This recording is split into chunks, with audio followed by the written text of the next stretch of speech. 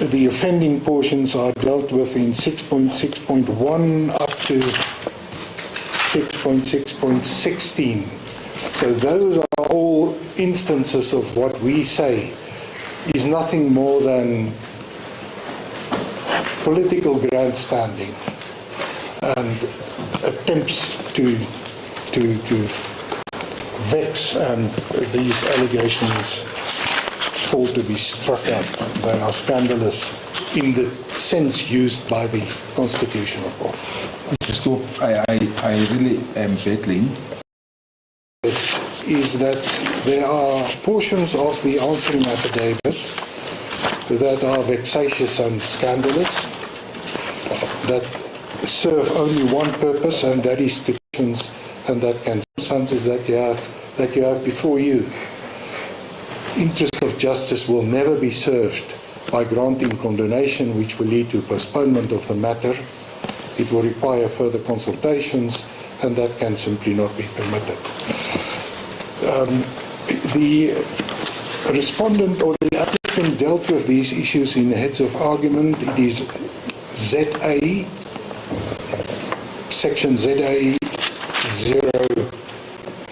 02-6, where the heads of argument start, and we also refer you to the decision of the Constitutional Court.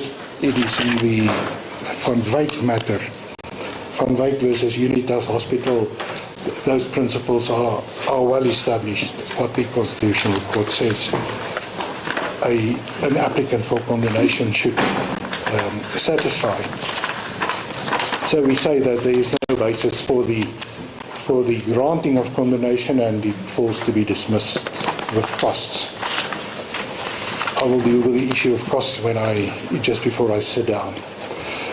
Then your Lordship says, and my lady has the striking out application.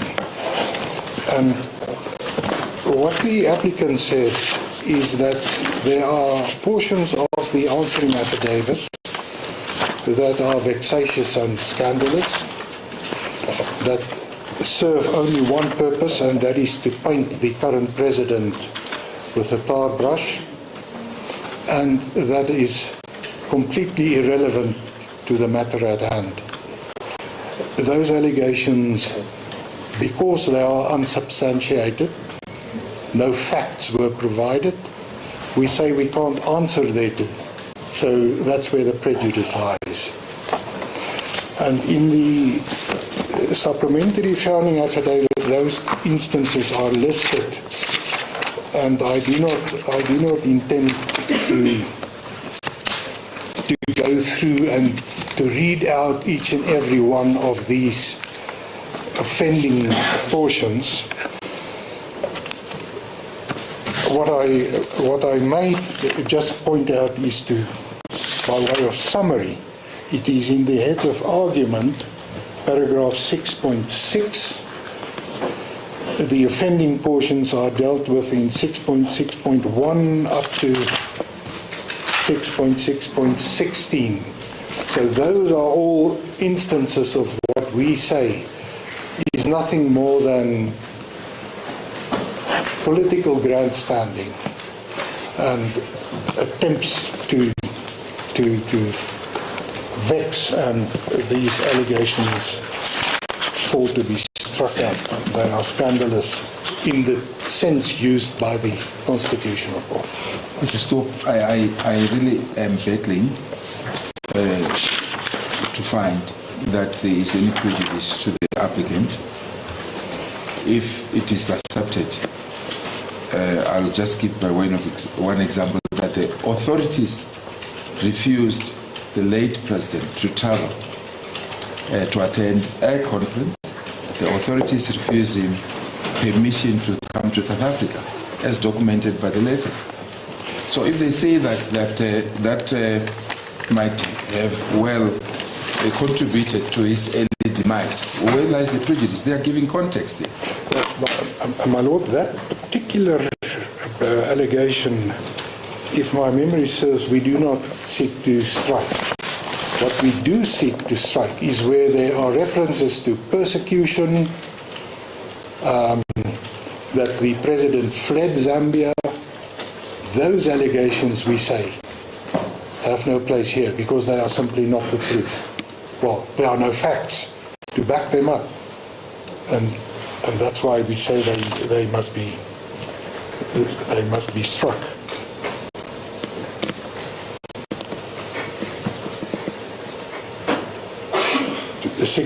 Paragraph 3.8 of the answering affidavit. The words flagrant abuse of human rights. What human rights were abused? It's not particularized. Those instances that they say, he was refused permission to go to a church on one instance. He was refused to leave the country because he did not provide medical records in another.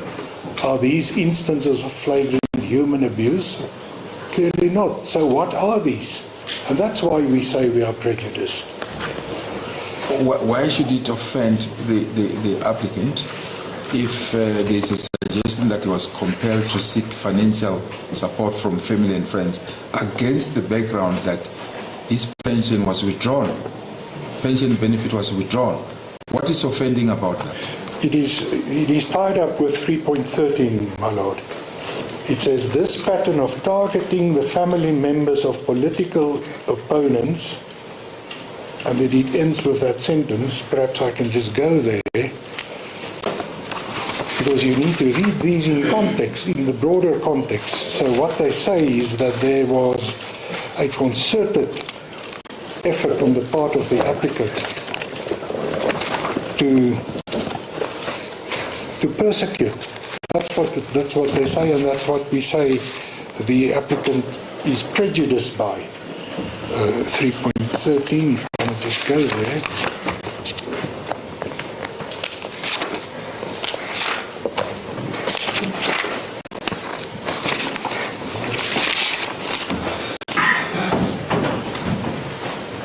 Yes, this pattern of targeting the family members of political opponents constitutes a blatant abuse of power and a violation of both domestic and international legal standards. These are serious allegations made against the government of the Republic of Zambia, and there are simply no facts given in support of it.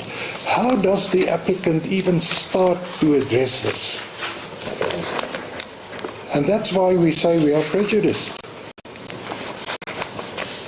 We can't simply deny this. The facts or the allegations are made. We can say it's not the truth, which we do. But these allegations should not have found their way into the answering affidavit in the first place. And that is why we also object to that first statement that we seek to have struck out. It's because it's part of this entire narrative. 3.14, further example of these underhanded tactics. Well, 3.14 is what we say is irrelevant. Yes, 3.14 to 3.16. So if I may deal with that, 3.14 to 16 deals with firstly what happened. But, Sister, even if that is true, how will it affect our judgment? I mean, It can't. No, it can't. It can't, my lady. But that also takes me to the relevance of those statements. These are serious allegations made that simply has no relevance to the matter at hand. And on that basis, the applicant is also entitled to have it struck.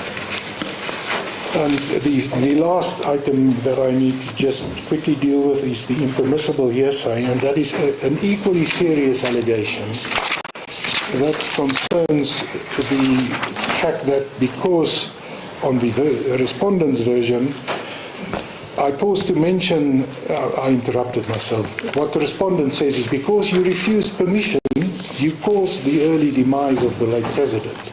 And they state it here. I paused to mention that the treating physicians expressly indicated that Had the late President Lungu been afforded the opportunity to consult with them during 2023 or at latest 2024, they would in all probability have been able to remove the tumor timeously, thereby avoiding any life-threatening consequences. Now, this is again a very serious allegation. As my colleague has said, how will this affect the judgment? It will not affect the judgment. No, but so it's irrelevant, firstly, but secondly, this comes from the mouth of the treating physicians. It's not confirmed, and it's a serious allegation that is made that simply depends. So you are saying we should not attach any weight to those allegations? We can't attach any weight with it. Yes, we follow the what we argument. say, it should be struck. We are entitled to have it struck. It is irrelevant, it is impermissible hearsay, and we seek an order to that effect. Yes. My Lords, my Lady, that concludes the address. Costs? We seek costs, scale C, including cost of legal counsel. Striking out, the normal cost is a punitive order. We seek a punitive order if you strike. May it please you. Thank you.